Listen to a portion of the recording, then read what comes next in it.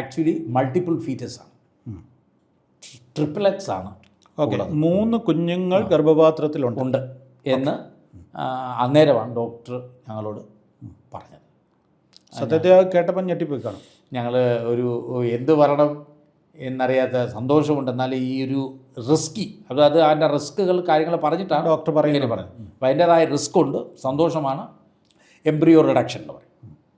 അപ്പോൾ അത് embryo reduction എന്ന് പറഞ്ഞാൽ ഈ 3 കുഞ്ഞുങ്ങളെ ഒന്നിച്ച് ഇത് ചെയ്യാൻ പറ്റാത്തത് കൊണ്ട് ഒരെണ്ണത്തിനെ വേണ്ടെന്ന് വെക്കുക. മെഡിസിൻ ചെയ്ത് ഒരെണ്ണത്തിനെ അത് വെർച്വലി അതിനെ ഒരെണ്ണത്തെ ഇല്ലാതാക്കുക. ഓക്കെ, ഒരെണ്ണത്തിന് എണ്ണം കുറയുവാനാണ്. ഓക്കെ. ഹല്ലേലൂയ ന്യൂസിലേക്ക് വീണ്ടും സ്വാഗതം. ഇന്ന് നമ്മളോട് കൂടെ ഒരു അതിഥിയുണ്ട്. ഭോപ്പാലിൽ നിന്ന് pastor Vinson Varghese Mathew. Yes, praise lord pastor. പൂനെയിലെ സിംബയോസിസിൽ LLBക്ക് പഠിക്കുമ്പോൾ പ്രത്യേകമായ ദൈവിക ഇടപെടൽ ഉണ്ടാകുകയും തൻ്റെ പഠനം ഉപേക്ഷിച്ച് സുവിശേഷ വേലയ്ക്ക് വേണ്ടി താൻ സമർപ്പിച്ച് ഇറങ്ങുകയും ചെയ്തു. കഴിഞ്ഞ 22 വർഷമായി പാസ്റ്റർ വിൻസൻ മാത്യു ഭോപ്പാലിൽ കർത്താവിൻ്റെ മഹത്വമുള്ള ശുശ്രൂഷ ചെയ്തുകൊണ്ടിരിക്കുന്നു. ഇപ്പോൾ IPC പെനിയൽ സഭയുടെ ശുശ്രൂഷകനാണ്. അദ്ദേഹത്തിൻ്റെ ജീവിതത്തിൽ ശുശ്രൂഷകൾക്കിടയിൽ ദൈവം അദ്ദേഹത്തെ നടത്തിയ വിധങ്ങളെക്കുറിച്ച്, കഠിനമായ ജീവിത സാഹചര്യങ്ങളിലൂടെ കടന്നുപോയപ്പോൾ ദൈവിക പരിപാലനം അനുഭവിച്ചതിനെക്കുറിച്ച് ഒക്കെ അദ്ദേഹത്തിന് നമ്മളോട് പറയുവാനുണ്ട്. നമുക്ക് ആ കഥകളിലേക്ക് പ്രവേശിക്കാം. പാസ്റ്റർ തിരുവല്ലയിലാണ് ജനിച്ചത് ഒരു മർത്തോമ കുടുംബത്തിലായിരുന്നു അല്ലേ? അതെ. അവിടുന്ന് എങ്ങനെയാണ് പെന്തിക്കോസിലേക്ക് വരുന്നത്? ഞാൻ ജനിച്ചത് തിരുവല്ലയിലാണെങ്കിലും വളർന്നത് ഏറിയപങ്കും കൊല്ലം ടൗണിലായിരുന്നു. എൻ്റെ മാതാവ് കൊട്ടാരക്കരയൊക്കെ അടുത്ത് മാറനാട് എന്നുള്ള ഒരു സ്ഥലത്തുള്ള ആളായിരുന്നു. തൻ്റെ സഹോദരങ്ങളൊക്കെയും ജോലിയോടുള്ള ബന്ധത്തിൽ കൂടുതലും കൊല്ലം ടൗണിൽ മാറി താമസിക്കുകയും അങ്ങനെയാണ് ഞങ്ങളും അവിടെ കൊല്ലത്തേക്ക് ഇടവന്നത്. മാതാവ് ഒറീസയിലായിരുന്നു നേഴ്സായിട്ട് വർക്ക് ചെയ്തിരുന്നത്. ചില നാളുകൾക്ക് ശേഷം ഒറീസയിലെ ജോലി വിട്ട് കേരളത്തിലെ സർക്കാർ ജോലി മമ്മിക്ക് ലഭിച്ചു. അങ്ങനെ മമ്മി കേരളത്തിലുള്ള പല സ്ഥലങ്ങളിൽ, തൃശ്ശൂർ, തിരുവനന്തപുരത്തുള്ള പാരിപ്പള്ളി, അങ്ങനെയുള്ള പല സ്ഥലങ്ങളിലും ജോലി ചെയ്ത് അനന്തരം കൊല്ലത്തേക്ക് വരികയും അങ്ങനെ മറ്റ് സഹോദരങ്ങൾ അവിടെ സെറ്റിലായതുകൊണ്ട് അവിടെ ഞങ്ങളും വീട് വെച്ച് അങ്ങനെ അവിടെ സെറ്റിലാകുകയായിരുന്നു. കൊല്ലത്ത് വെച്ചാണോ പെന്തക്കോസ്ത് അനുഭവത്തിലേക്ക് വരുന്നത്? അതെ, ഞാൻ കൊല്ലത്ത് വെച്ച് ആണ്. അപ്പോൾ ആദ്യം ആരാ കുടുംബത്തിൽ നിന്ന് പെന്തക്കോസ്ത് അനുഭവത്തിലേക്ക് വരുന്നത്? എൻ്റെ മാതാവിൻ്റെ ഏറ്റവും മൂത്ത സഹോദരനായ, ഇപ്പോൾ നിത്യതയിൽ വിശ്രമിക്കുന്ന എൻ്റെ അമ്മാച്ചനായ ബ്രദർ വൈ ഡാനിയലാണ്.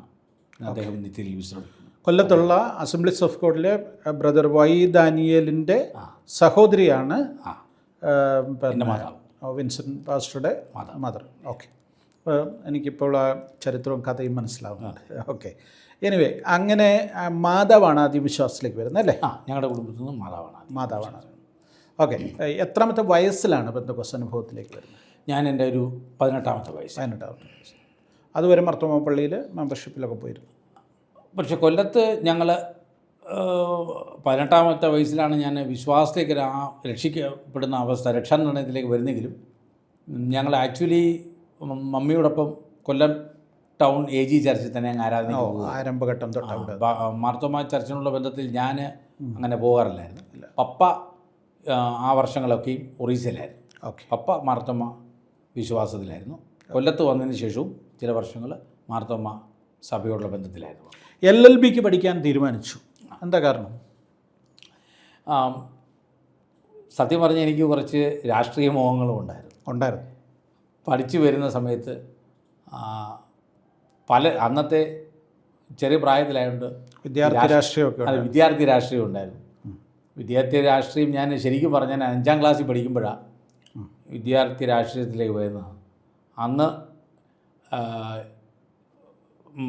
മാർക്സിസ്റ്റ് പാർട്ടിയുടെ വിദ്യാർത്ഥി സംഘടന SFIയോടുള്ള ബന്ധത്തിൽ വന്നു. അങ്ങനെ ഞാൻ അതിൻ്റെ ഒരു കാൻഡിഡേറ്റായിട്ട് നിന്നു. വീട്ടിൽ മാതാപിതാക്കളൊന്നും അറിയാതാണ് ഞാൻ നിന്നത്. ഞാൻ തന്നെ അതിനെക്കുറിച്ച് അധികം വലിയ ഒരു ഐഡിയ ഇല്ലാതെ, ക്ലാസ്സിലൊക്കെ എനിക്ക് കുറച്ച് ഫ്രണ്ട്സിൻ്റെ സപ്പോർട്ടും ഉണ്ടായിരുന്നു. പിന്നെ പാർട്ടിക്കാരെന്നെ അങ്ങനെ നിർബന്ധിച്ചു. അങ്ങനെ നിന്നു, ഞാൻ ജയിച്ചു. ഓക്കെ. പക്ഷേ അത് വീട്ടിലറിഞ്ഞു. വീട്ടിൽ മാതാപിതാക്കൾ പങ്കുമൊക്കെ കോൺഗ്രസിൻ്റെ അനുഭാവികളായതുകൊണ്ട് അതിൻ്റെ എതിർപ്പുണ്ടായി. അധികം താമസിയാതെ എനിക്കത് വിടേണ്ടി വന്നു.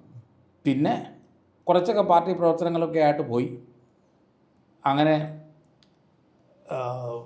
പഠിച്ചു കഴിഞ്ഞ് സ്കൂൾ വിദ്യാഭ്യാസം കഴിഞ്ഞ് പ്രീ ഡിഗ്രിക്ക് കൊല്ലം ഫാത്തിമ മാത നാഷണൽ കോളേജിലായിരുന്നു.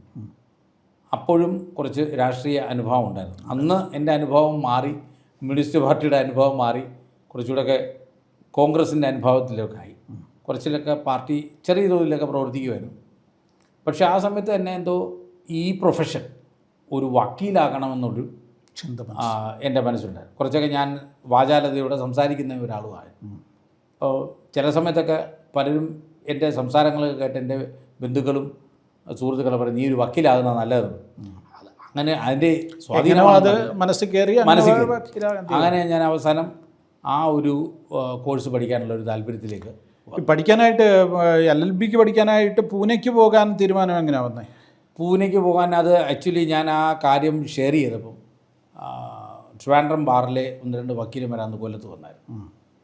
അന്ന് 1-2 വക്കീൽ അവരോട് സംസാരിച്ചപ്പം അവർ പറഞ്ഞു, അങ്ങനെയാണെങ്കിൽ ലാംഗ്വേജ് ഉള്ള സ്ഥിതിക്ക് പൂനെയിൽ പോയി പഠിക്കുന്നത് നല്ലതാണ്. പൂനെയിൽ നല്ലൊരു കോളേജുണ്ട്.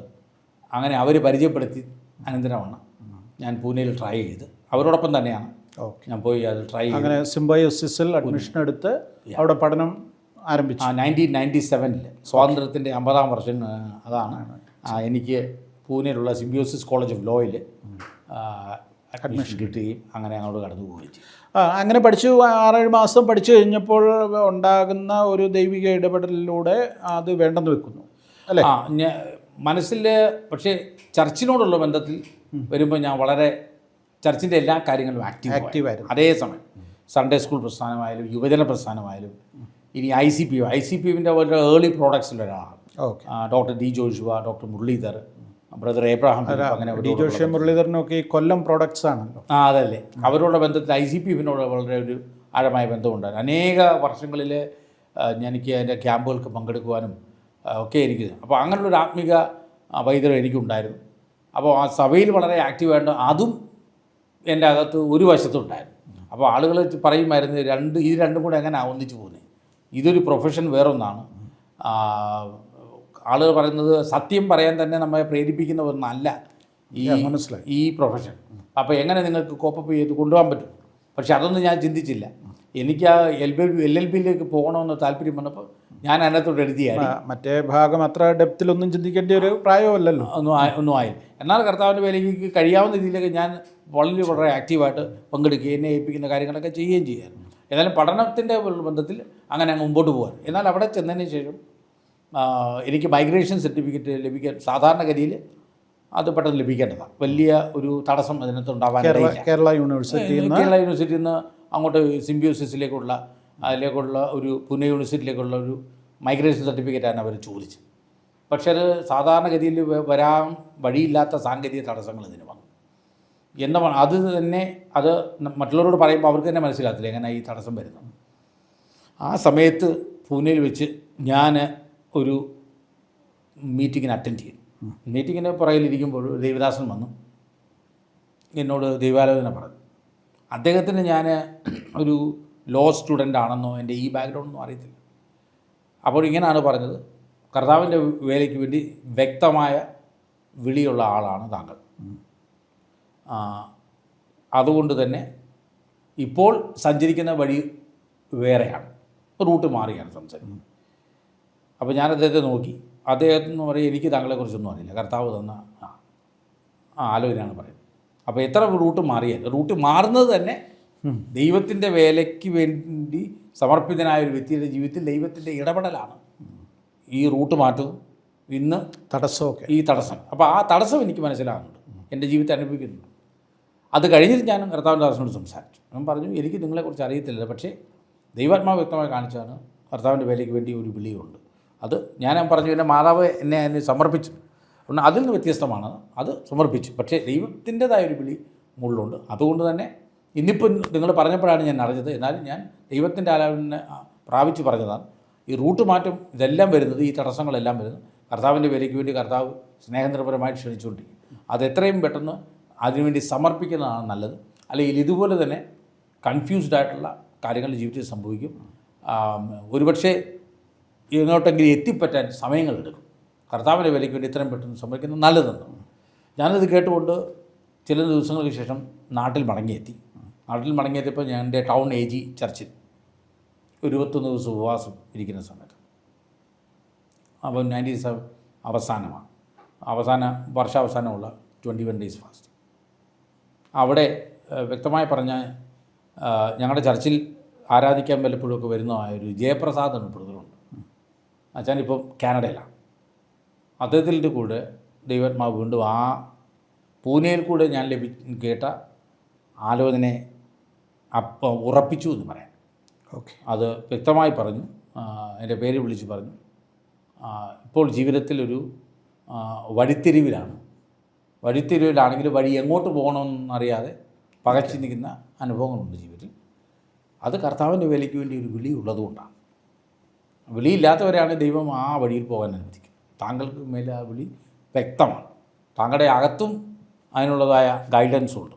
അതെല്ലാം സപ്രസ് ചെയ്തിട്ടാണ് വേറൊരു വഴിയിലേക്ക് പോകുന്നത്.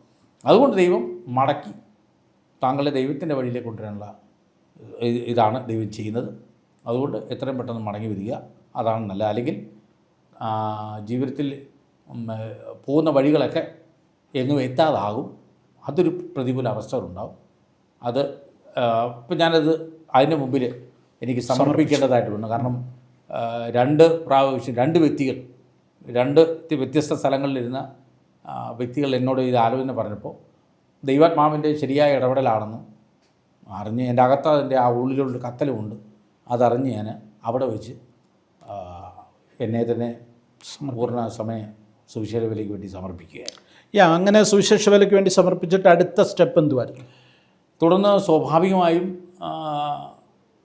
എൻ്റെ അമ്മാച്ചനോടൊക്കെ ഞാൻ കാര്യങ്ങൾ സംസാരിച്ചപ്പോൾ കർത്താവിൻ്റെ വേലയ്ക്ക് പോകുന്നത് നല്ലതാണ്, നല്ല ട്രെയിൻഡ് ആയിരിക്കണം, ശിക്ഷണം അത് ആവശ്യമാണ്, ബൈബിൾ കോളേജ് പഠനം അത് ആവശ്യമാണെന്ന് അവർ സംസാരിച്ചു. എൻ്റെ മുമ്പിൽ 2 ഓപ്ഷൻസ് ഉണ്ടായിരുന്നു. ബാംഗ്ലൂരിലുള്ള SABC, പുനലൂരിലുള്ള ബഥേൽ ബൈബിൾ കോളേജ്. പല കാരണങ്ങളാലും ഞാൻ ബഥേൽ ബൈബിൾ കോളേജ് തിരഞ്ഞെടുത്തു. പുനലൂർ കൊല്ലത്തു നിന്ന് 45 കിലോമീറ്റർ ദൂരം മാത്രമേ ഉള്ളൂ. പെട്ടെന്ന് ഇടയ്ക്കിടയ്ക്ക് വീട്ടിലോട്ട് വരികയും ചെയ്യാം എന്ന് ഉള്ള ഒരു ചിന്തയിൽ ഞാൻ പുനലൂർ അഡ്മിഷന് അപ്ലൈ ചെയ്തു. 1998 എനിക്കത് അഡ്മിഷൻ ലഭിച്ചു. അങ്ങനെ അവിടെ മാസ്റ്റർ ഓഫ് ഡിവിനിറ്റി കോഴ്സിൽ പഠിക്കാൻ കയറി. അങ്ങനെ പഠനം പൂർത്തീകരിച്ചത് ആക്ച്വലി 2002 ഇടയ്ക്കൊരു സെമസ്റ്റർ എനിക്കൊരു ടെക്നിക്കൽ റീസൺസ് എനിക്ക് നഷ്ടപ്പെടുകയുണ്ടായി.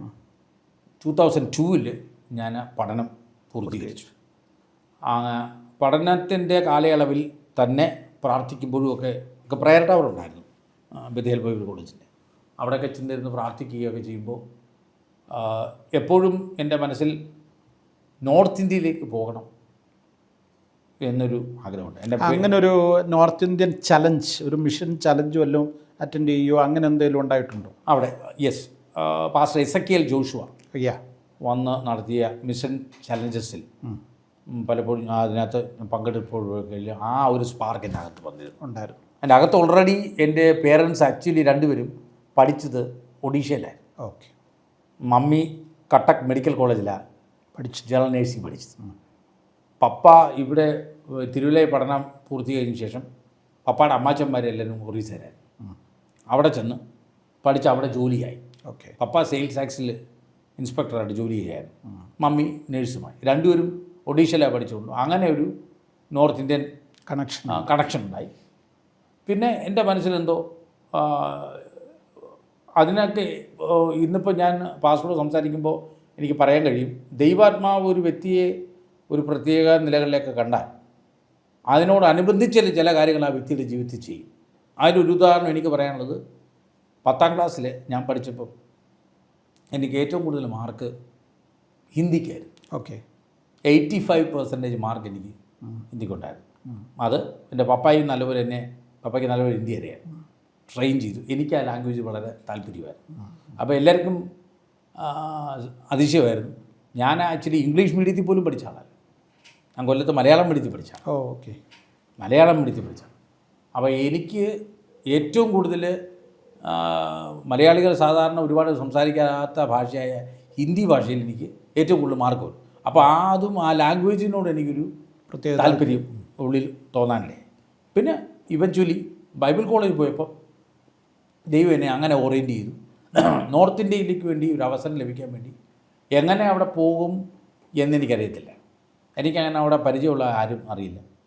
എൻ്റെ മാതാവിൻ്റെ 2 സഹോദരങ്ങൾ കർത്താവിൻ്റെ വേലയിലാണെന്ന് ഒഴിച്ചാൽ എൻ്റെ പിതാവിൻ്റെ കുടുംബത്തിലുള്ളവർ ഏറെ പങ്കും ഇന്നും ഓർത്തഡോക്സ് മാർത്തോമ സഭാ വിഭാഗങ്ങളിലാണ്.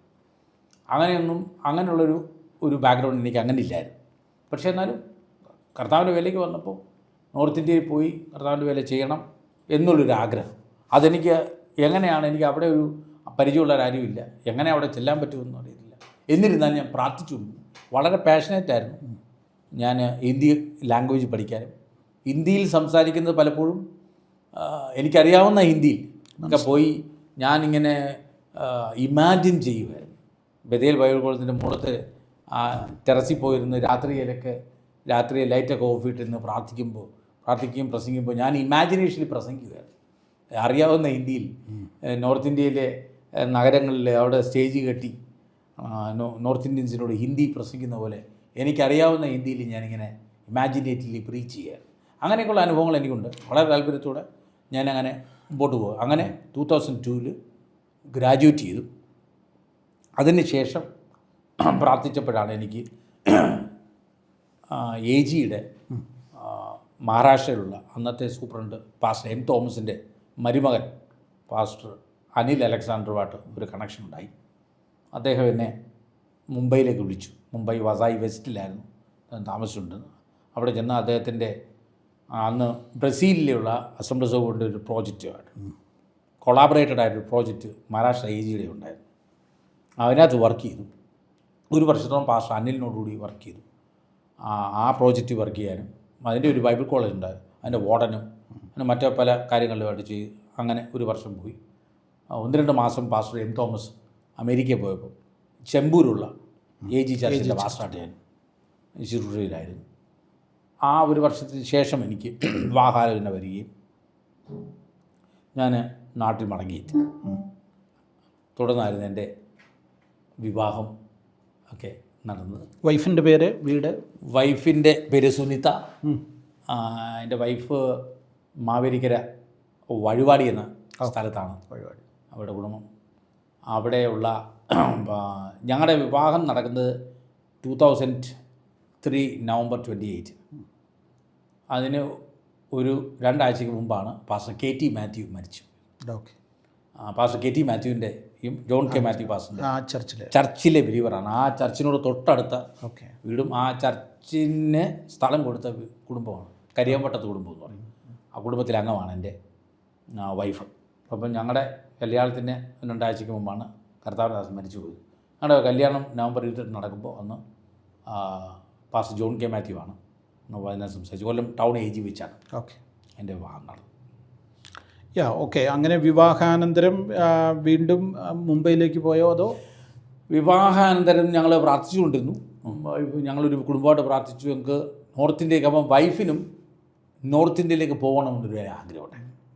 അപ്പോൾ അത് കേട്ടപ്പോൾ ഞാൻ ദൈവത്തെ സ്തുതിച്ചു. ഞാൻ വിവാഹം കഴിച്ച് എൻ്റെ ജീവിത പങ്കാളിക്കും അതേ ഒരു ദർശനം വന്നപ്പോൾ അതിനകത്ത് ഒരു യൂണിറ്റി ഞാൻ കണ്ടു.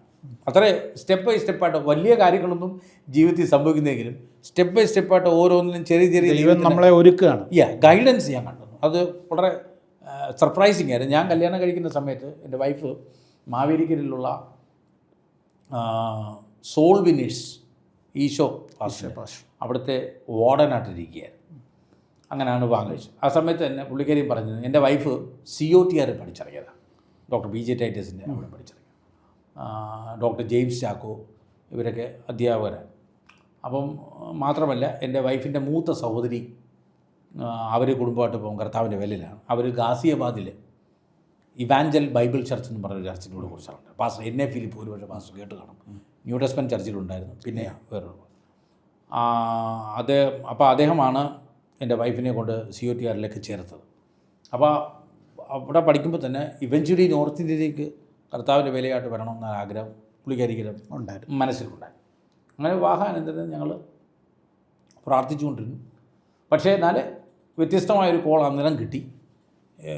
അന്നത്തെ കൊല്ലം AG സെക്ഷൻ്റെ പ്രസിഡന്റ്, എൻ്റെ ഓർമ്മ ശരിയാണെങ്കിൽ പാസ്റ്റർ PG ഡാനിയൽ, ആ ദേവദാസൻ എന്നെ വിളിച്ചിട്ട് പറഞ്ഞു, ചാത്തന്നൂരുള്ള ചർച്ചിൽ അവിടെ AGയിൽ പാസ്റ്റർ സ്വീഡനിലോട്ട് പോകേണ്ട ഒരു ആവശ്യമാണ്. പെട്ടെന്ന് അവിടേക്ക് ആളെ എടുക്കുന്നില്ല. താങ്കൾക്ക് താല്പര്യമാണെങ്കിൽ ടെമ്പററി ആയിട്ട് ഒരു 6 മാസത്തെ ഇതേ കാണത്തുള്ളൂ, അവിടെ ചെല്ലാൻ പറഞ്ഞു. അപ്പോൾ ഞാൻ കൊല്ലം ടൗണിൽ നിന്ന് വണ്ടി ഓടിച്ച് അവിടെ പോവുകയും അവിടെ താമസിച്ചില്ല, പോയി വന്ന് ശുശ്രൂഷിക്കുകയായിരുന്നു. പക്ഷേ ആ സമയത്തെല്ലാം ഞങ്ങളുടെ അകത്ത് ആഗ്രഹവും പ്രാർത്ഥനകളും ഉണ്ടായിരുന്നു. ആ സമയത്താണ് എൻ്റെ ദൈവസനിൽ വിശ്രമിക്കുന്ന എൻ്റെ അമ്മാച്ചൻ വൈഡാലിൻ സാറ് ഞാനുമായി സംസാരിക്കുന്ന അമേരിക്കയിലായിരുന്നു. ഇങ്ങനെ ഭോപ്പാലിൽ ഒരു ബൈബിൾ കോളേജുണ്ട്, Susamachar theological college and seminary. അതിൻ്റെ പ്രിൻസിപ്പൽ ഡോക്ടർ സാമുവൽ മത്തായിയാണ്. സാമുവൽ മത്തായി അങ്കിളിൻ്റെ വൈഫ് സൂസൻ ആൻറ്റി എൻ്റെ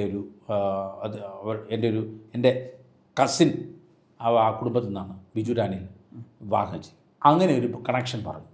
അങ്ങനെ എനിക്ക് വേണ്ടി എൻ്റെ അമ്മാച്ചൻ ഡോക്ടർ സാമുവൽ മത്തായിയോട് സംസാരിച്ച് അനന്തരം ഫോൺ നമ്പർ എടുത്ത് എന്നെ വിളിച്ചു. ഞാനും അങ്കിളും കൂടെ, അങ്കിളെന്ന് പറഞ്ഞാൽ ഡോക്ടർ സാമുവൽ മത്തായി, സംസാരിച്ചു 2003. അങ്ങനെ ഫോണിൽ കൂടെ ഒരു ഇൻ്റർവ്യൂ നടത്തി. അതിന് ശേഷം താൻ ഞങ്ങളെ ഭോപ്പാലിലേക്ക് വിളിച്ചു. ഓക്കെ. അങ്ങനെ ഞങ്ങൾ ഈ ചാത്തന്നൂർ അതും ദൈവത്തിൻ്റെ നിയോഗമായിട്ട് ഞങ്ങൾക്ക് തോന്നി. ചാത്തന്നൂരിൻ്റെ മിനിസ്ട്രി തീരുന്നതിന് മുമ്പ് തന്നെ ഞങ്ങളെന്നും പ്രാർത്ഥിച്ചുകൊണ്ടിരുന്ന നോർത്ത് ഇന്ത്യയിലേക്ക് പോകാനുള്ള ഒരു വഴി ദൈവം അവിടെ ഒരുക്കി. ഓക്കെ. അങ്ങനെ ഈ സുസമാചാർ ബൈബിൾ കോളേജിൻ്റെ ചുമതലയുമായിട്ട് അവിടുത്തെ അധ്യാപകനായിട്ട് അവിടേക്ക് പോവുകയാണ്. അവിടുത്തെ ഒരു അധ്യാപകനാണ്. സുസമാചാർ തിയോളജിക്കൽ കോളേജ് ആൻഡ് സെമിനാരി എന്നാണ് അതിൻ്റെ പേര്, STCS. അപ്പോൾ അതിന് 2003 ഓഗസ്റ്റ് 25 രാവിലെ ഞങ്ങൾ ഭോപ്പാലിലെത്തി. ഇപ്പം അങ്ങനെ ആകുമ്പോൾ 22 വർഷത്തോളമായി. തുടർന്ന് 22 വർഷമായി. ഞങ്ങളൊരിക്കലും അങ്ങനെ മാനുഷികമായി പ്രതീക്ഷിച്ചില്ല. നോർത്ത് ഇന്ത്യ ആകുമ്പോൾ അതിൻ്റേതായ പലവിധമായ വെല്ലുവിളികളുണ്ട്, കാലാവസ്ഥ, മറ്റ് പലവിധമായ. ഇതിനിടയ്ക്ക് 1-2 പ്രാവശ്യമൊക്കെ ഞങ്ങൾക്ക് ചെറിയ ചെറിയ പ്രയാസങ്ങൾ വന്നപ്പോൾ അവിടെ തുടരണമോ എന്ന് ശങ്കിച്ച സമയങ്ങളുണ്ടായിരുന്നു. അല്ല, അപ്പം ഈ ആ ബൈബിൾ കോളേജിലെ അധ്യാപകനായിട്ടാണ് പ്രവർത്തിക്കുന്നത്, ക്യാമ്പസിൽ താമസിക്കുന്നു, ആ നിലയിലുള്ള ശുശ്രൂഷകളാണ് ചെയ്തുകൊണ്ടിരിക്കുന്നത്. അങ്ങനെ വിദ്യാർത്ഥികളെ ഒരുക്കുക, അല്ലെങ്കിൽ അവരെ മിഷൻ ഉൾക്കാഴ്ചയോടുകൂടെ പുറത്തേക്ക് വിടുക എന്നുള്ളതായിരുന്നു. ഓക്കെ. ഇങ്ങനെ ഇരിക്കുന്ന കാലത്താണ് നിങ്ങൾക്ക് മക്കളുണ്ടാകുന്നത്, അല്ലേ? അതെ അതെ. മക്കളും ഉണ്ടാകുന്നതുമായി ബന്ധപ്പെട്ട് വലിയ കോംപ്ലിക്കേറ്റഡ് ആയിട്ടുള്ള അവസ്ഥയിലൂടെ നിങ്ങൾ കടന്നുപോയി. അതെ അതെ. ഓക്കെ. ആ ചരിത്രം ആ കഥയൊന്ന് പറഞ്ഞാൽ നന്നായിരുന്നു. 2005 ഇത് നടക്കുന്നത്. അപ്പം ഞങ്ങൾ അന്ന് ഞങ്ങളുടെ ബൈബിൾ കോളേജ് സിറ്റിക്കകത്താണ്. തൊട്ടപ്പുറത്താണ് ഞങ്ങളൊരു അപ്പാർട്ട്മെൻറ്റ് താമസിച്ചുകൊണ്ടിരിക്കുക. അതിന് മുകളിലുള്ളൊരു മാർത്തോമാക്കാരി ആൻറ്റിയുണ്ട്. ഇവരിപ്പോൾ മാവേലിക്കര കുറത്തിക്കാട് ഇവിടെ സെറ്റിലായി. ആൻറ്റിയായിട്ട് ഞങ്ങൾ നല്ല ആത്മബന്ധമാണ്. ആൻറ്റി വിളിച്ച് ചോദിച്ചു, നിങ്ങളിങ്ങനെ ഇരുന്നാൽ പറ്റുമോ, നിങ്ങൾക്ക് ട്രീറ്റ്മെൻ്റ് ഒന്നും ചെയ്യേണ്ടയോ? അതായത് കല്യാണം കഴിച്ചിട്ട് 4 വർഷമായിട്ട് മക്കളില്ല. ഞങ്ങൾക്ക് കല്യാണം കഴിച്ചിട്ട് 4 വർഷമായിട്ടും കുഞ്ഞുങ്ങളില്ലായിരുന്നു. അപ്പം നിങ്ങൾ അതിന് വേണ്ടി പ്രാർത്ഥിച്ചുകൊണ്ടിരിക്കുകയായിരുന്നു. അതിൻ്റേതായ പ്രയാസങ്ങളുണ്ടായിരുന്നു. അങ്ങനെ ആയപ്പോൾ ഈ ആൻറ്റി ഞങ്ങളോട് സജസ്റ്റ് ചെയ്തു ഡോക്ടറിനെ കാണാം. അപ്പം ആൻറ്റിയും ഹസ്ബൻഡുമായിട്ട് ഞങ്ങളെ ഒരു ഡോക്ടറിനെ കൊണ്ട് കാണിച്ചു. ഒരു ഡോക്ടർ വിജയലക്ഷ്മി പറയുമെന്ന് പറഞ്ഞ ഒരു ഡോക്ടറിനെ കൊണ്ട് കാണിച്ചു. ഡോക്ടർ പറഞ്ഞു, ഇനീഷ്യൽ ടെസ്റ്റുകൾ ചെയ്യാം, അതിന് ശേഷമേ പറയാൻ പറ്റൂ നിൻ്റെ പോസിബിലിറ്റി എന്ന്. അങ്ങനെ ടെസ്റ്റുകൾ ചെയ്തപ്പോൾ പോസിബിലിറ്റി ഉണ്ട്. ഫർദർ 2-3 മാസത്തെ ട്രീറ്റ്മെൻറ്റ് ചെയ്യണം. അങ്ങനെ ചെയ്തു. അതിൻ്റെ ഫലമെന്നോണം കർത്താവിൻ്റെ സന്ദർശനം രവിദാസിക്കുണ്ടായി. അതിൻ്റെ സന്തോഷത്തിലേക്ക് ഞങ്ങൾ മുമ്പോട്ട് പോകുമ്പോൾ 2 ആഴ്ചയ്ക്ക് ശേഷമാണ് ഡോക്ടറെ ഞങ്ങളെ വിളിച്ച് സോണോഗ്രാഫിയൊക്കെ ചെയ്തിട്ട് പറഞ്ഞു, സന്തോഷത്തിൻ്റെ സമയമൊക്കെയാണ്, നല്ല സന്തോഷമൊക്കെയാണ്, ഇനി ചില ഉത്തരവാദിത്തങ്ങളിലേക്കും സീരിയസ് ആയ കാര്യങ്ങളിലേക്ക് കടക്കണം, അത് നിങ്ങൾ അറിയണമെന്ന് പറഞ്ഞു. അന്നേരമാണ് ഞങ്ങളോട് പറഞ്ഞത്, ആക്ച്വലി മൾട്ടിപ്പിൾ ഫീറ്റസ് ആണ്, ട്രിപ്പിളറ്റ്സ് ആണ് ഓക്കെ, 3 കുഞ്ഞുങ്ങൾ ഗർഭപാത്രത്തിലുണ്ട് ഉണ്ട് എന്ന് അന്നേരമാണ് ഡോക്ടർ ഞങ്ങളോട് പറഞ്ഞത്. സത്യത്തെ കേട്ടപ്പോൾ ഞെട്ടിപ്പോയി കാണും. ഞങ്ങൾ ഒരു എന്ത് പറയണം എന്നറിയാത്ത സന്തോഷമുണ്ട്. എന്നാൽ ഈ ഒരു റിസ്കി, അതായത് അതിൻ്റെ റിസ്കുകൾ കാര്യങ്ങൾ പറഞ്ഞിട്ടാണ് ഡോക്ടർ പറയുന്നത്.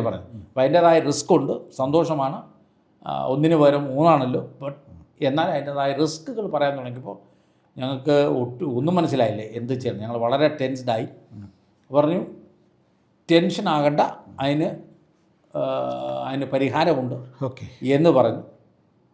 ഞങ്ങളോട് പറഞ്ഞു ഇങ്ങനെ ഇൻഡോർ സിറ്റിയിൽ, ഭോപ്പാലിലല്ല, ഇൻഡോർ സിറ്റിയിൽ ഈ ട്രീറ്റ്മെൻറ്റ് നടന്ന ഡോക്ടറുണ്ട്. ആ ഡോക്ടർ പരിചയമുള്ള ഒരു ഡോക്ടർ, എംബ്രിയോ റിഡക്ഷൻ എന്ന് പറയും. അപ്പോൾ അത് എംബ്രിയോ റിഡക്ഷൻ എന്ന് പറഞ്ഞാൽ ഈ 3 കുഞ്ഞുങ്ങളെ ഒന്നിച്ച് ഇത് ചെയ്യാൻ പറ്റാത്തത് കൊണ്ട് ഒരെണ്ണത്തിനെ വേണ്ടെന്ന് വെക്കുക. മെഡിസിൻ ചെയ്ത് ഒരെണ്ണത്തിനെ അത് വെർച്വലി അതിനെ ഒരെണ്ണത്തെ ഇല്ലാതാക്കുക. ഓക്കെ, ഒരെണ്ണത്തിന് മരണം കുറയുവാനാണ്. ഓക്കെ. അപ്പോൾ ഞങ്ങൾ ചോദിച്ചു, ഇത് തന്നെ ഞങ്ങൾ വ്യക്തമായിട്ട് ചോദിച്ചു, ഡോക്ടറെ ഇതെന്തുവാ ഉദ്ദേശിക്കുന്നത്? പറഞ്ഞു കട്ടിങ് 1 ആൻഡ് മേക്കിംഗ് ഇറ്റ് 3 കുഞ്ഞുങ്ങളുള്ള ഗർഭപാത്രത്തിൽ നിന്ന് ഒരു കുഞ്ഞിൻ്റെ ജീവൻ നശിപ്പിക്കുക. അത് ഞങ്ങൾ ചോദിച്ചു. So that means killing 1 child and allowing the wait for the other 2 to live. Okay, 2 പേര് ജീവിക്കാൻ വേണ്ടി ഒരാളെ ഇല്ല. അപ്പോൾ അത് പറഞ്ഞു കഴിഞ്ഞപ്പോൾ ഞങ്ങൾ അപ്പം തന്നെ ഒരു മറുപടി കൊടുത്തു. ഞങ്ങൾ വിശ്വസിക്കുന്ന ദൈവമായിട്ട് ഞങ്ങൾക്ക് തന്നതാണ്. കുഞ്ഞുങ്ങൾ ദൈവത്തിന് ദാനമാണ്. ഞങ്ങളുടെ ബൈബിളിലും പറയും, ഞങ്ങളുടെ വിശ്വാസം അത്. ആ ദൈവം തന്ന ദാനത്തെ ഞങ്ങൾ ഇങ്ങനെ ചെയ്യുന്നതിൽ ഞങ്ങൾക്ക് അനുകൂലമല്ല, ഞങ്ങളിതിനെ അനുകൂലിക്കത്തില്ല. തുടർന്ന് പുള്ളിക്കാരുടേതായ രീതിയിൽ ലോജിക്കലി ഞങ്ങളെ കൺവിൻസ് ചെയ്യാൻ ശ്രമിച്ചു. പറയാൻ പറ്റുന്ന അത്രയും കാര്യങ്ങൾ അവർ പറഞ്ഞു. വളരെ ഇച്ചിരി സ്ട്രിക്റ്റ് ഡോക്ടറായിരുന്നു. താൻ്റെ അടുത്തെത്തുന്ന എല്ലാ പേഷ്യൻസിനും സിൻസിയറായിട്ട് താൻ ചെയ്യും. എന്നാൽ അവർ ചെയ്യേണ്ട കാര്യങ്ങൾ അവരെ കൊണ്ട് ചെയ്യിപ്പിക്കുന്ന സ്ട്രോങ് ആയിട്ട് സംസാരിക്കുന്ന ഒരു ഡോക്ടറാണ്.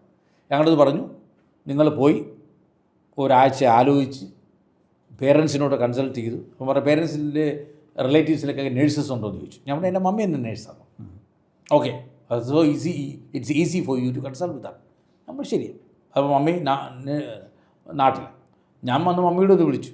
മമ്മി പറഞ്ഞ് പ്രാർത്ഥിച്ച് മുമ്പോട്ട് പോകുക എന്ന് മാത്രമേ മമ്മി പറഞ്ഞുള്ളൂ. ഞങ്ങളൊരാഴ്ചയ്ക്ക് ശേഷം തിരിച്ചു ചെന്നു. So what is your decision? ഞങ്ങൾ പറഞ്ഞു ഞങ്ങളുടെ ഡിസിഷൻ 1 വീക്ക് മുമ്പുള്ള ഡിസിഷൻ തന്നെ, അതിനകത്ത് വ്യത്യാസമില്ല. ദെൻ ഡോക്ടർ കുറച്ചുകൂടെ ഒരു ത്രട്ടണിങ് ലാംഗ്വേജിലേക്ക് വന്നു. പുള്ളിക്കാർ ചോദിച്ച ആ ചോദ്യം ഇന്നും ഒരിക്കലും ഞാൻ ജീവിതത്തിൽ അത് മറക്കുമെന്ന് തോന്നില്ല. എവിടെ പറഞ്ഞാലും അത് ഇന്നത്തെ പോലെ ഞാൻ ഓർക്കുന്നുണ്ട്. The question that she asked me is that if you see 4 dead bodies including your wife's in front of you, what will you do എന്ന് ചോദിച്ചു. ഞങ്ങളതങ്ങ് കേട്ട് വല്ലാതെ ഷേക്കായി. അതായത് ഭാര്യ ഉൾപ്പെടെ 4 മൃതദേഹങ്ങൾ കാണണമോ എന്നുള്ളൊരു ചോദ്യം വരുമ്പോഴേക്ക് സ്വാഭാവികമായിട്ട് ജീവിതത്തിൽ ഞങ്ങൾ ഒരിക്കലും അത്തരം ഒരു ചോദ്യം സത്യത്തിൽ ആ ഡോക്ടറെ കുറ്റപ്പെടുത്താനൊക്കെ ഇല്ലല്ലോ. ഈ അത്രയ്ക്ക് റിസ്കി ആയിട്ടുള്ള ഒരു സാഹചര്യമാണ്. യെസ്, അത്ര റിസ്കിയായ സാഹചര്യങ്ങളും ആ ഡോക്ടർ വളരെ സിൻസിയറായിട്ട് ഞങ്ങളുടെ കാര്യങ്ങളിൽ തുടക്കം തൊട്ട് ഇടപെട്ടു എന്നുള്ളത് ഞങ്ങൾക്ക് ഉറപ്പായതുകൊണ്ടും ആ ക്വസ്റ്റ്യൻ ഞങ്ങളെ ഒരുപാട് ഷേക്ക് ചെയ്തു. ഞങ്ങൾ എന്ത് ചെയ്യണമെന്നറിയാം. അതായത് ആദ്യമായിട്ടാണ് ഇങ്ങനെ ഒരു ഡോക്ടർ ചോദിക്കും. ഞങ്ങളൊന്നും പറയാതിരുന്നു പോയി. പറഞ്ഞു go find your answer and come back എന്ന് പറഞ്ഞു.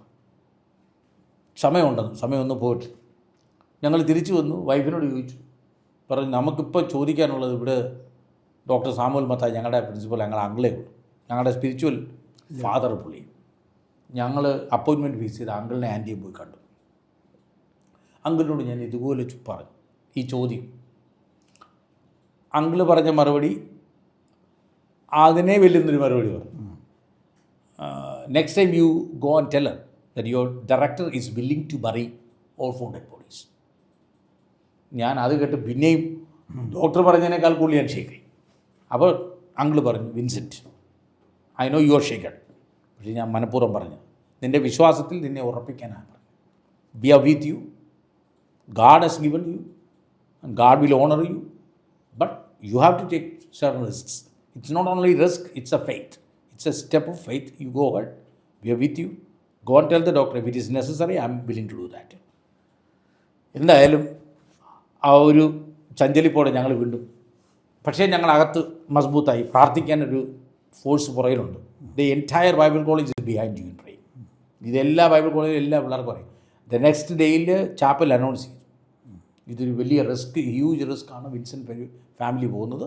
ഇന്ന് തൊട്ട് അവസാന നിമിഷം കുഞ്ഞുങ്ങൾ പുറത്ത് വരുന്നവരെ ഈ സെമിനാരുടെ മുമ്പിൽ വലിയ ചലഞ്ചാണെന്ന് പുള്ളി അനൗൺസ് ചെയ്തു. പ്രാർത്ഥിക്കാം. ആ ഒരു കോൺഫിഡൻസുമായിട്ട് ഞങ്ങൾ we went back to the doctor and പറഞ്ഞു, നോ ഡോക്ടർ, ഞങ്ങൾ ആ ട്രീറ്റ്മെൻറ്റിന് പോകുന്നില്ല എന്ന് പറഞ്ഞു. And then she said take another week. ഞാൻ പറഞ്ഞു, ഇങ്ങനെ വീക്കായിട്ട് പോയിട്ട് കാര്യമില്ല. നോ നോ, നീ കുറച്ചുകൂടെ ഒന്ന് ഫ്രഷ് അപ്പ് ആയിട്ട് ഞാൻ പറഞ്ഞൊക്കെ ചിന്തിക്കാതെ ഫ്രഷ് ആയിട്ട് ചിന്തിക്കുക. എന്നിട്ട് next time you come back and even then you if you are not willing to do that then you have to write. ഞാൻ പറഞ്ഞു ശരി. നെക്സ്റ്റ് വീക്ക് പോയി ഞാൻ പറഞ്ഞു, സ്ട്രൈറ്റ് അവേ ഞാൻ പറഞ്ഞു, വേറൊന്നും പറഞ്ഞില്ല, ma'am give me the paper, I will sign it.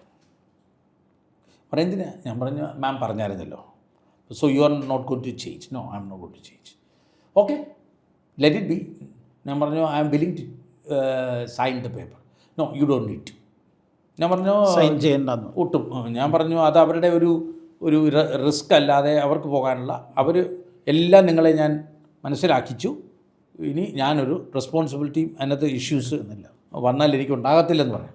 ഞാൻ പറഞ്ഞു, അല്ലെങ്കിലും ഞങ്ങൾ ദൈവത്തിൽ വിശ്വസിക്കുന്ന, ഞങ്ങൾ ദൈവവേലയ്ക്ക് വേണ്ടിയുള്ളവരാണ്, ഞങ്ങൾ ഒരിക്കലും പ്രശ്നം ഉണ്ടാകത്തില്ല. എന്തെങ്കിലും സംഭവിക്കുകയാണെങ്കിൽ ഞാൻ തിരിച്ചു പോകത്തേ ഉള്ളെന്ന് പറഞ്ഞു. Okay then I trust you എന്ന് പറഞ്ഞു. ഞാൻ പറഞ്ഞു, ഒറ്റ കാര്യം, എനിക്ക് ഡോക്ടറിൽ നിന്ന് ഒരു പ്രോമിസ് മതി, ഡോക്ടറിന് കഴിയാവുന്ന എല്ലാം ചെയ്യണം, അത് ഞാൻ ചെയ്യും, that I will do it. അങ്ങനെ ഞങ്ങൾ മുമ്പോട്ട് പോയി. പിന്നെ അപ്പോഴെല്ലാം ഡോക്ടർ പറഞ്ഞു, ഞാൻ എപ്പോഴെല്ലാം വിളിക്കുമോ അന്നേരമല്ലേ എൻ്റെ അടുത്ത് വരണം. ഒരു മാസത്തിൽ ഞാൻ എത്ര പ്രാവശ്യം വിളിച്ചാലും വരണം. എനിക്ക് മോണിറ്റർ ചെയ്യണം, ഇറ്റ് റിയലി സ്ട്രിക്ട്ലി മോണിറ്റർ. ഞാൻ എന്തെല്ലാം പറയുന്നോ അതെല്ലാം ചെയ്യണം, കഴിക്കുന്നു, ഇതെല്ലാം ബാക്ക്. അങ്ങനെ മുമ്പോട്ട് പോയി. ടുവേർഡ്സ് ദി എൻഡ് ഏതാണ്ട് 7-ാം മാസമാണ്. എൻ്റെ പേരൻസ് നാട്ടിൽ നിന്ന് വന്നു. പിന്നെ എൻ്റെ വൈഫിൻ്റെ മമ്മി ഉണ്ടായിരുന്നു, നാട്ടിൽ നിന്ന് വന്നു. എല്ലാം വന്നതിന് ശേഷം ഒരു യൂഷ്വൽ സോണോഗ്രാഫിക്ക് ചെന്നു.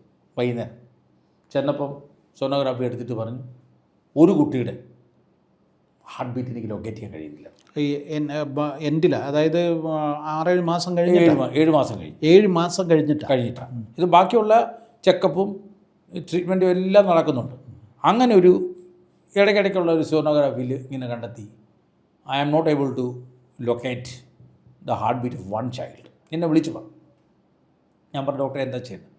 So you come back tomorrow morning, we will go for another sonography എന്ന് പറഞ്ഞു. അപ്പോൾ ഞാൻ അവിടെ ചെന്നു. എൻ്റെ പേരൻസ് അന്ന് രാവിലെ നാട്ടിൽ നിന്ന് വന്നു. അവരെ കൊണ്ട് വീട്ടിലാക്കിയിട്ട് ഞാൻ നേരെ ഓട്ടോ പിടിച്ചു പോയി. അവിടെ ചെന്നു. അപ്പോൾ ഞാൻ നോക്കിയപ്പോൾ 4-5 ഡോക്ടർമാരുണ്ട്, വളരെ സീരിയസ് ആയിട്ട് കാര്യങ്ങൾ ചെയ്യുന്നവർ. അവർ ചെയ്തിട്ട് റിസൾട്ട് പറഞ്ഞു, 1 ചൈൽഡ് ഈസ് ഡെഡ്. സോ ഞാനൊന്നും പറയാതെ ഇങ്ങനെ നിൽക്കുക. So what shall I do now എന്ന് എൻ്റെ അടുത്ത് ചോദിച്ചു ഡോക്ടർ.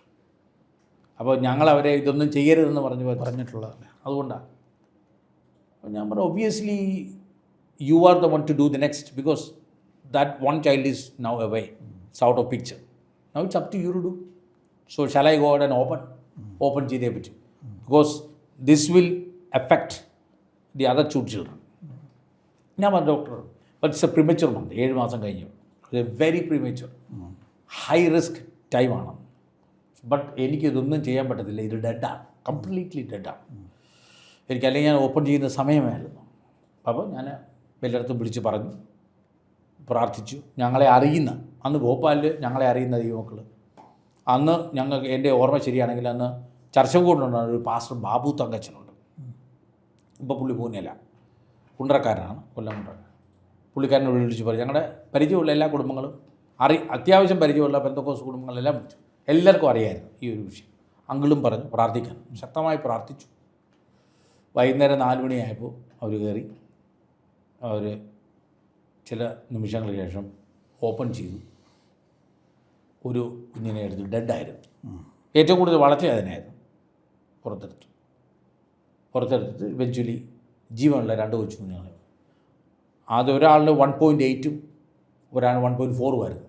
അത്രയും വളരെ കുറവായിരുന്നു.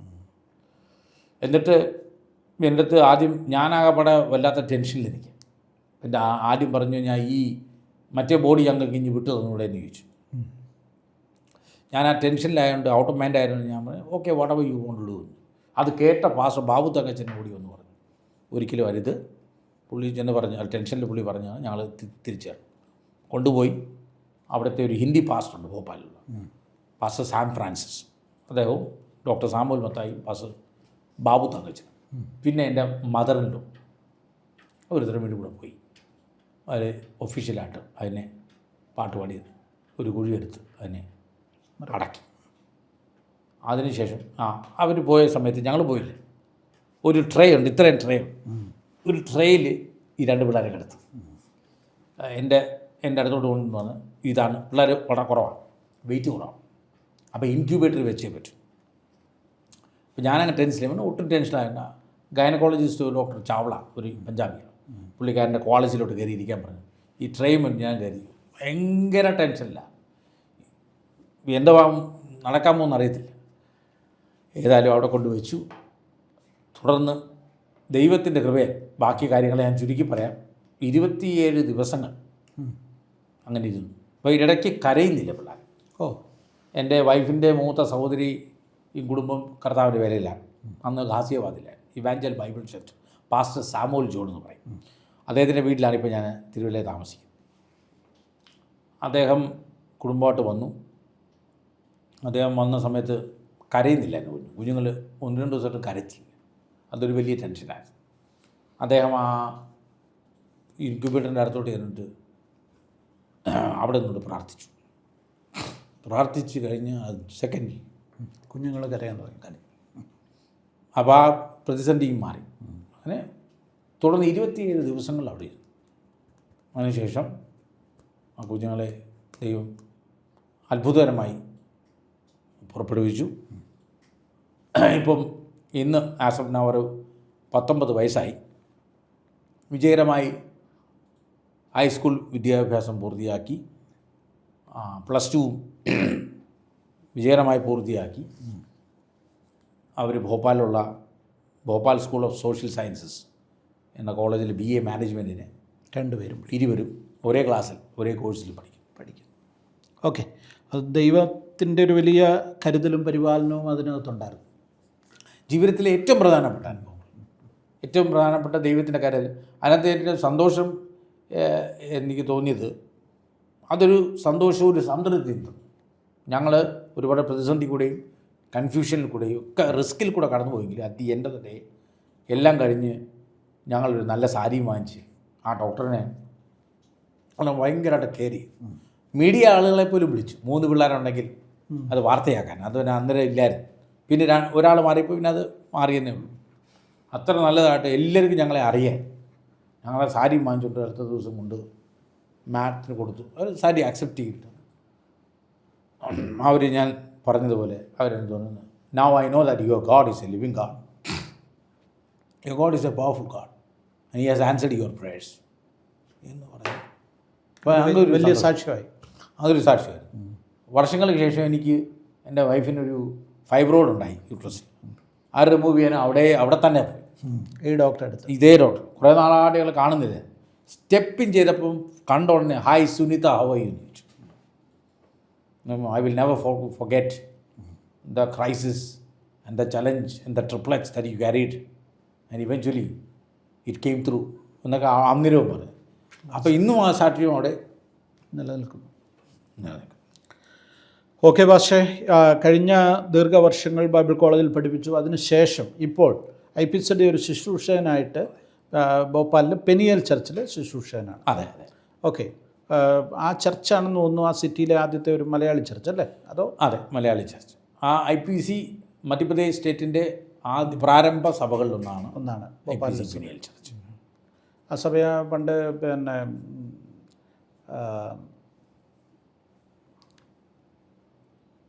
EM സക്രിയ ഒക്കെ പ്രവർത്തിച്ചു. അല്ലേ? ഉണ്ട്. EM സക്രിയൊക്കെ ആ ചർച്ചിൽ. ഓ ഓക്കെ. എനിവേ പാസ്റ്ററുടെ ജീവിതാനുഭവങ്ങൾ, കുടുംബത്തിൻ്റെ അനുഭവങ്ങളൊക്കെ വളരെ ഹാർട്ട് ടച്ചിങ് ആണ്. നമുക്ക് ആ ഒരു സാഹചര്യങ്ങളിലൂടെ കടന്നു പോകുമ്പോഴേ നമുക്കതിൻ്റെ ആ തീവ്രത എത്രത്തോളം ഉണ്ടെന്ന് മനസ്സിലാക്കുവാൻ സാധിക്കത്തുള്ളൂ. ഗർഭപാത്രത്തിൽ 3 കുഞ്ഞുങ്ങൾ, ഒന്നിനെ കൊന്നുകളയണമെന്ന് ഡോക്ടർ പറയുമ്പോൾ അതിനോട് എങ്ങനെ പ്രതികരിക്കണം, 4 പേരും ഒരുപോലെ ഡെഡ് ബോഡിയായി മുന്നിൽ വരാൻ സാധ്യതയുണ്ടെന്നൊക്കെ പറയുമ്പോൾ അതിനെ നേരിടാനുള്ള കരുത്ത് അന്ന് ദൈവം തന്നു. അതെ, ആ ദൈവം ഇന്നും നിങ്ങളെ നടത്തുന്നു. അതെ, ധാരാളമായ അനുഗ്രഹങ്ങൾ കർത്താവ് നൽകട്ടെ. അതെ. പ്രത്യേകാൽ ഹല്ലേലൂയ പ്രേക്ഷകർക്ക് വേണ്ടി ഞാൻ ഈ സമയം വേർതിരിച്ചതിൽ നന്ദി പറയുന്നു. കർത്താവ് ധാരാളമായിട്ട് അനുഗ്രഹിക്കും. Thank you. God bless you pastor. Yes.